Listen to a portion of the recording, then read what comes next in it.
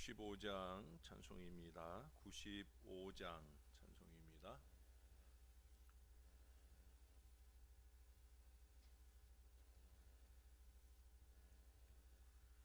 나의 기쁨 나의 소망 되시는 나의 생명이 되신 주 밤낮 불러서 찬송을 드려도 늘 아신 마음 뿐일세. 나의 사모하는 선한 목자는 어느 꽃다운 동산에 양의 무리와 늘 함께 가셔서 기쁨을 함께 하실까. 길도 없이 거친 넓은 들에서 갈 길 못 찾아 애쓰며 이리 저리로 헤매는 내 모양 저 원수 조롱하도다. 주의 자비롭고 화평한 얼굴 모든 천사도 반기며 주의 놀라운 진리의 말씀에 천지가 화답하도다. 나의 진정 사모하는 예수님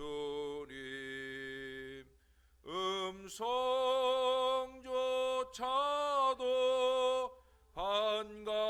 반갑고 나의 생명과 나의 참 소망은 오직 주 예수 뿐일세.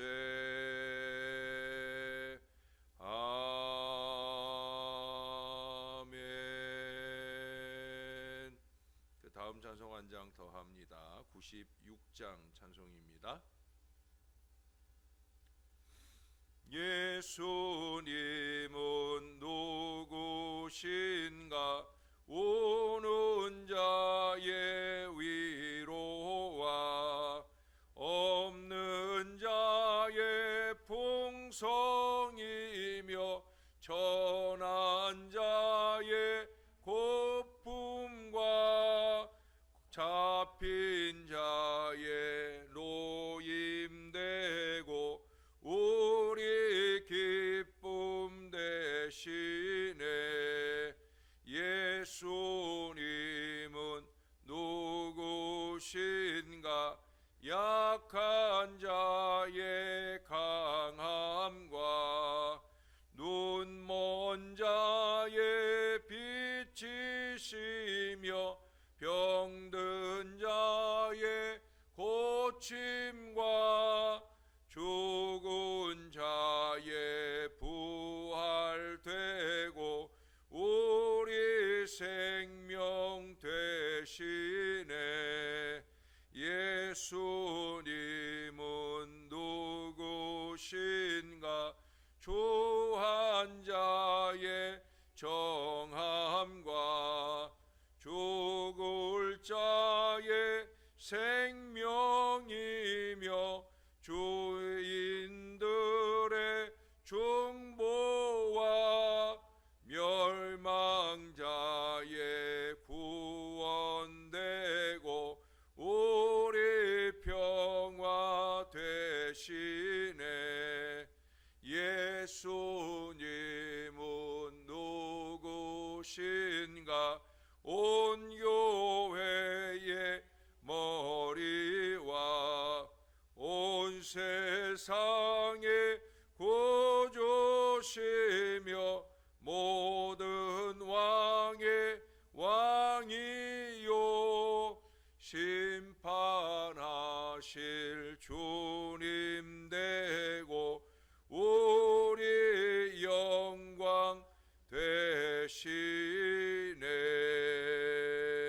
아멘. 기도하겠습니다. 날도 춥고 길도 없는 거친 들에서 우리가 때때로 우리 구주 되신 주님의 인도하심을 따르지 못한 채 방황하고 나태한 채 살아갈 때가 많습니다. 그것이 우리 주님께 대한 부끄러움으로 세상에 보여지는 줄 모른 채 우리가 어리석게 행할 때도 많습니다. 그럼에도 불구하고 주님은 여전히 그 많으신 긍휼대로 우리를 품어 안아 주시고 우리 주님께 향한 우리의 시선을 집중할 수 있는 은혜를 더하여 주시니 감사드립니다. 주님이 우리의 구주시니이다. 언제나 이 고백을 놓지 않고 사는 하나님의 사람들 되게 하여 주옵소서. 어렵고 힘들 때면 더더욱더 우리의 마음에 간절함을 주시고 그 간절한 마음으로 주님께 매달리고 기도하는 신실한 믿음의 신앙 백성들 다 되도록 은혜 베풀어 주옵소서. 추워진 날씨 가운데도 주를 찾았나이다. 이 백성들을 귀하게 보시고 오늘도 거저 왔다 가지 않게 하시고 우리 주님께로 향한 분명한 신앙의 고백을 간직하고 돌아가는 복된 아침이 되게 하여 주시옵소서. 감사드립니다. 예수님 이름으로 기도합니다. 아멘. 오늘은 마태복음 16장으로 갑니다.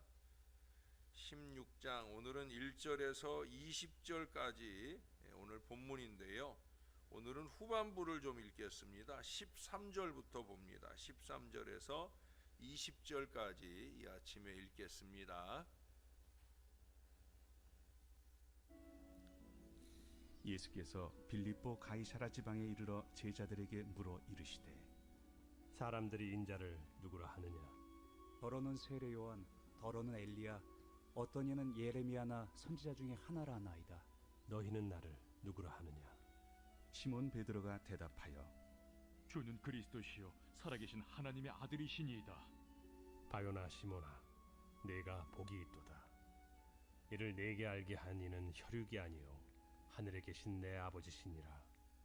또 내가 내게 이르노니 너는 베드로라. 내가 이 반석 위에 내 교회를 세우리니 음부의 권세가 이기지 못하리라. 내가 천국 열쇠를 내게 주리니 내가 땅에서 무엇이든지 매면 하늘에서도 매일 것이요 내가 땅에서 무엇이든지 풀면 하늘에서도 풀리리라. 이에 제자들에게 경고하사 자기가 그리스도인 것을 아무에게도 이르지 말라 하시니라. 아멘.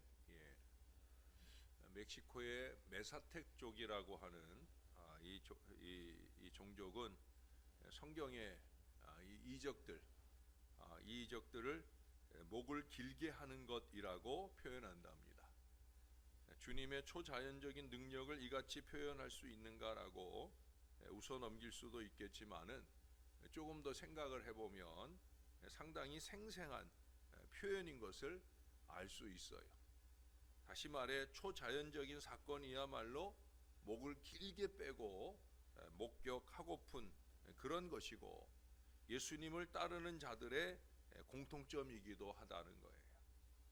어떻습니까? 여러분들은 새벽 아침 오실 때 주님의 은혜를 정말 목을 쭉 빼고 간절한 마음으로 바라보면서 종을 향하고 있는지 여쭙고 싶어요.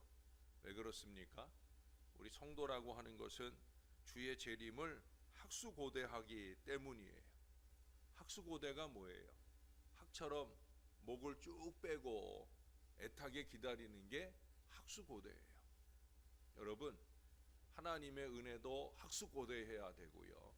그보다 더 우리 예수님 다시 오시기를 학수고대하고 사는 것이 바로 신앙이라는 거예요. 그래서 여기 1절에서도 보면 바리새인과 사두개인들이 와서 예수를 시험하여 하늘로부터 오는 표적 보이기를 청하니, 우리가 12장에서도 이 비슷한 표현들을 봤어요. 표적을 구해요. 오늘도 예수님이 같은 말씀을 하시잖아요. 너희가 표적을 구하나 요나의 표적밖에는 보일 것이 없다. 여기서 이스라엘 사람들이, 사실은 이스라엘 사람들은 하늘로부터 오는 표적, 이게 누구냐면 메시아 대망이에요. 이스라엘 사람들은 메시아를 학수고대 기대하고 있어요. 지금은 그 순수한 마음으로 예수님께 표적을 구하는 것이 아니라, 다시 말해서 예수님이 메시아 되시는 표적을 보여달라, 이런 의미의 말씀이지만, 이들이 정말 예수님의 메시아성을 인정하고 이 요청을 하는 것이 아니라, 거기 뭐라 그랬어요? 시험하여 이르되 그랬어요. 시험해서, 예수님을 시험하면서 메시아라고 인정하지 않고 하는 말이라는 거예요. 그러나 우리는 다르죠. 여러분, 우리는 우리의 신앙의 근거가 바로 이 성경. 제가 요즘에 자주 강조했잖아요. 왜냐하면 교회 다닌다고 신앙한다고 하면서도 이 성경을 인정하지 않으려는 사람들이 있어요. 이건 말도 안 되는 신앙생활을 하고 있는 거예요. 그래서 제가 교회 생활이라고 말하는 거예요. 여러분, 이 신앙의 근거는 성경입니다. 우린 그것을 믿고 있어요. 그런데 이 방대한 성경 전체를 가장 단적으로 명확하게 표현하고 있는 성구가 오늘 본문 안에 나옵니다. 바로 16절 말씀이에요. 자, 16절 말씀 우리 같이 한번 읽어볼까요? 베드로의 심정을 가지고 16절을 한번 읽어보겠습니다. 시작. 시몬 베드로가 대답하여 이르되 주는 그리스도시요 살아계신 하나님의 아들이시니이다. 아멘. 여러분, 우리가 다 외지 못해도 이 말씀을 외울 수 있어야 되고, 아니, 이 말씀은 외는 게 아니라 나의 고백으로 고백할 수 있어야 되는 거예요. 우리 예수님은 죄인인 우리들의 구주가 되신다. 예수님은 천지를 창조하신 구주이시다. 또 예수님은 천지를 창조하신 창조주 가운데 한 분, 삼위로 일체 되신 우리 주님이시다라는 것을 잘 나타내고 있는 우리 신앙의 엑기스가 이 안에 담겨 있다는 거예요.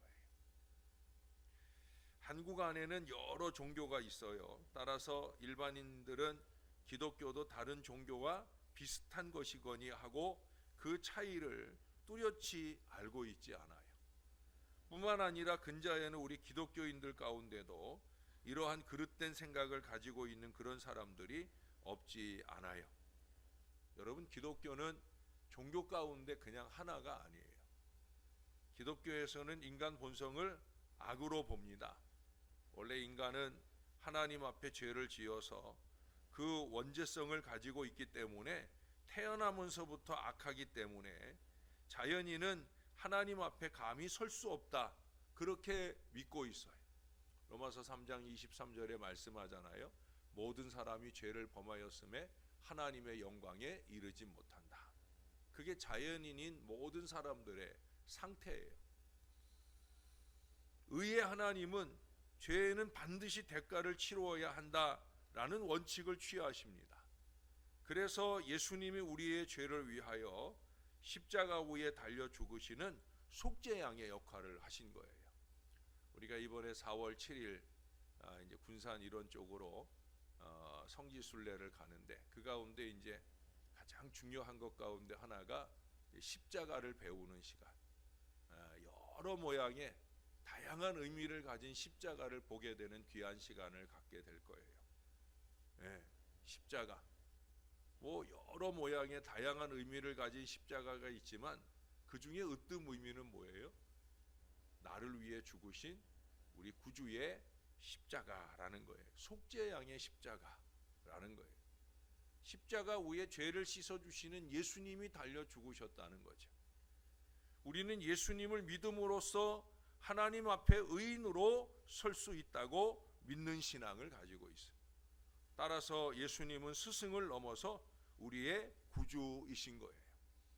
요한복음 3장에 보면 좋은 예를 볼 수 있어요. 니고데모라고 하는 지식인에게 예수님께서 말씀하시죠. 사람이 거듭나지 아니하면 하나님 나라를 볼 수 없다. 도대체 이 거듭난다는 것은 어떤 것인가? 우리가 신학적인 용어를 쓴다고 하면 우리 주변에는 자연법이 있는가 하면 신령한 법이 있습니다. 자연법이라는 것은 우리 이성으로 이해할 수 있는 것이라고 말할 수 있다고 하면, 신령한 법이라는 것은 우리 이성으로 도저히 이해되지 않는 분야의 것이라 말할 수 있을 거예요. 오늘 하늘의 표적을 구하는 것은 신령한 법을 자연법으로 이해하려고 하는 어리석은 모순을 보이는 거예요. 많은 경우 제가 전에도 여러 번 표현했잖아요. 예수님 계시면 보여봐라. 이거는 자연법으로서 예수님을 이해하고 바라보려고 하는 거예요. 우리가 살고 있는 주변에는 우리의 이성으로 도무지 설명할 수 없는 일들이 너무나 많잖아요. 그렇죠? 이해할 수 없는 것을 무시하거나 없다고 해버릴 수는 없는 거예요. 우리가 이해하지 못하는 것, 그 이상의 세상이 분명히 있어요. 우리가 이해하든지 못하든지 간에 엄연히 존재하고 있는 것, 그것은 부인할 수 없는 그런 이치입니다. 이런 뜻에서 모든 민주주의 신봉자들은 다 종교인이라 말할 수 있어요.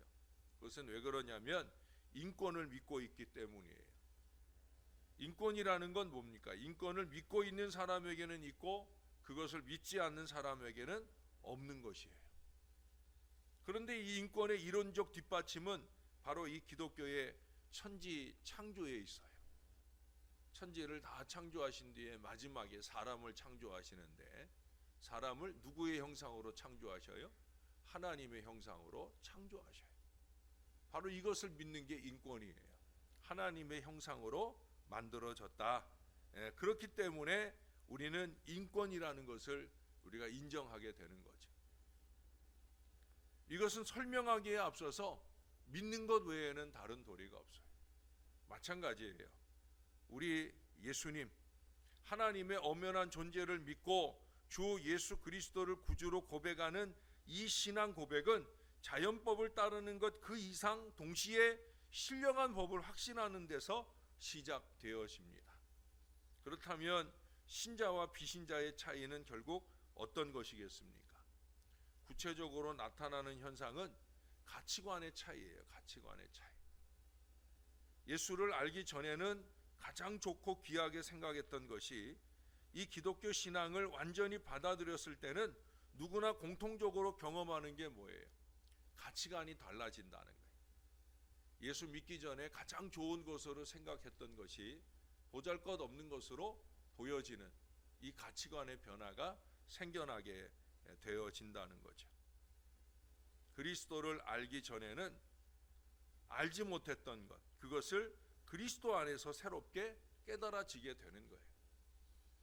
교인이라고 해서 다 신사숙녀라고 할 수는 없죠. 크리스찬이면은 다 선남선녀가 되는 것도 물론 아닙니다. 우리 교인들도 실수를 하고 범법하는 경우도 허다합니다. 다 같이 부족한 인간이기 때문에 피할 수 없는 그런 현실인 것입니다. 그러나 그리스도인과 비그리스도인, 크리스찬과 난 크리스찬을 비교해 보면 교인들이 대체적으로 더 정직하고 더 성실한 것도 사실이지만 그 결정적인 차이는 뭐예요? 그 마음가짐에 있다고 믿습니다. 그 마음가짐이라는 게 뭐예요? 그 결정적인 차이는 바로 잘못을 저지르지만 잘못을 인정하고 용서를 구하는 겸손한 태도, 회개하는 마음 자세에서 찾아볼 수 있는 거예요. 그러므로 하나님의 말씀을 받으며 그 말씀에 찔림과 변화가 없다고 하면 그건 크리스찬이라고 할 수가 없는 거예요. 크리스찬이라는 것은 우리가 믿고 신앙하는 이 하나님의 말씀에 끊임없이 자신을 조명하고 그 말씀을 통해 자신이 죄인이다, 부족하다, 어리석다 하는 걸 깨달으면 우리가 그 삶을 돌이키려고 하는 이 변화의 역사, 그 근거는 뭐예요? 회개에 있다는 거죠. 회개의 출발점은 하나님의 말씀이고요. 그 말씀으로부터 회개가 출발된 사람은 삶의 변화를 위한 끊임없는 노력을 이어가게 되어진다는 거예요. 사랑하는 여러분, 사람이 어디로 와서 어디로 가냐 하는 이 이야기는 정말로 신령한 법이 아니면 이해하기가 어려운 일입니다. 생과 사야말로 인간사의 가장 중요한 일인데 이게 자연과학의 힘으로 어쩔 수 없는, 이것을 어디서 그 실마리를 풀어야 할 것인지, 결국은 천지를 창조하시고 인간의 생사화복을 임으로 주관하시는 전능하신 하나님을 믿는 길 외에는 다른 것이 없다는 거예요. 우리는 그 신앙 안에 있어요. 이러한 전제 조건에서 삶의 모든 것을 변화시켜가는 역사가 우리 안에 일어나야 됩니다. 그러므로 신앙생활이라는 것은 과연 주는 그리스도시요 살아계시는 하나님의 아들이십니다 라고 고백을 하고, 오늘도 내일도 하나님이 우리에게 주신 믿음의 분량대로 영원한 세계를 바라보면서 이 현실 속에서 여러 가지 크고 작은 어려움들을 견디고 승리하는 삶을 즐기면서 전진하는 것밖에 없다라는 거예요. 사랑하는 여러분, 추운 날씨 가운데 오늘도 우리 주님의 존전에 이르셨는데 다른 건 말고요, 우리 예수님께 대한 분명한 신앙 고백을 새롭게 하시는 이 아침이 되시고, 뿐만 아니라 목을 쭉 빼고 우리 구주 예수님 다시 오시기를 학수고대 기대하시는, 또 그런 사람답게 항상 주님의 은혜의 자리에 설 때마다 목을 쭉 빼고 하늘의 은혜를 사모하는 간절한 주님의 자녀들이 다 되시기를 우리의 구주 되시는 예수님의 이름으로 간절히 축원합니다. 기도하겠습니다. 예수님, 또 예수님의 은혜를 학수고대하는 신앙으로 과연 우리는 살고 있는지요? 우리 주님의 존전에 이르러 예배할 때마다 지금은 은혜 받을 만한 때요, 지금은 구원의 날이다 하는 사실을 깨닫고 은혜 받기를 학수고대하고 있는지요? 날마다의 삶 가운데 크고 작은 어려움이 찾아올 때라도 주님께서 이 터널을 지나 반드시 광명한 아침을 만나게 할 것이라 하는 이 기대를 학수고대하고 있는지요? 무엇보다 우리 예수님 우리 가운데 다시 오셔서 하나님의 자녀와 하나님의 자녀가 아닌 인생들을 명명백백하게 구분하실 때가 반드시 오실 것이라 학수고대하고 있는지요? 하나님, 이 아침 우리의 마음에 학수고대의 간절한 신앙이 새로워지게 도와 주시옵소서. 은혜를 사모하는 학수고대, 예수 그리스도 다시 오심을 사모하는 학수고대의 마음이 간절해지는 이 아침이 되게 하시고 날마다 은혜 가운데 잘 살아내게 도와 주시옵소서. 언제나 십자가를 바라보는 신앙, 십자가 위에 예수를 바라보는 신앙, 그 은혜의 주님으로부터 더 배우고 익히며 잘 살아가는 신앙의 백성 되기를 원하는 간절한 마음들이 저와 이 모든 자녀들에게 넘치게 도와 주시옵소서. 사순절이 다가오고 있습니다. 다시금 예수의 십자가에 집중해야 될 날들을 앞두고 있사온데 우리의 신앙이 이 추운 겨울 날씨에도 주를 찾는 간절함으로 새벽을 깨워 싸우니 새벽마다 이 백성들에게 하늘의 신령한 은혜를 주시고 그 은혜 가운데 날마다 행복할 수 있도록 주님이 동행하여 주시옵소서. 오늘도 주님을 바라보고 의지하며 감사합니다. 예수님의 이름으로 기도합니다.